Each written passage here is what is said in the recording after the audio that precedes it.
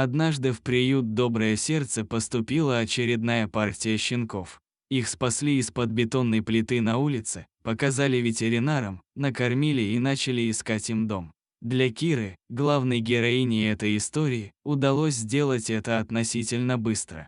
К сожалению, через неделю ее вернули, так как хозяева были недовольны тем, что четырехмесячная собачка не сразу начала делать свои дела на улице. Киру вернули в приют, но почти сразу же на нее вновь обратили внимание. Она уехала в новый дом, и казалось, что все идет хорошо, однако через несколько месяцев на порог приюта люди привели неузнаваемую собаку. Тощая, почти невесомая, запуганная, Киру было не узнать. Горе-хозяева не стали объяснять, почему так произошло, а вот волонтерам пришлось буквально учить Киру жить заново.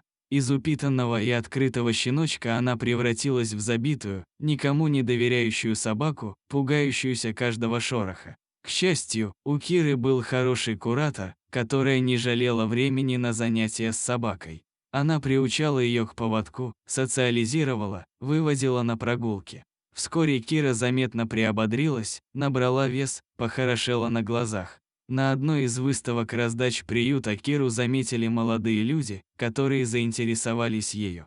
Им сразу рассказали, что легко с собакой из-за ее прошлого не будет, но они все-таки решили дать ей шанс. Кира дома почти не встает, постоянно лежит на одном месте. Гулять ходим с огромным трудом, вчера вечером вообще не получилось вывести, она начала кусаться, не сильно, но настойчиво, лишь бы не трогали и не мешали лежать дальше. До еды воды не ходит, я приношу ей. Так она и здесь не встает.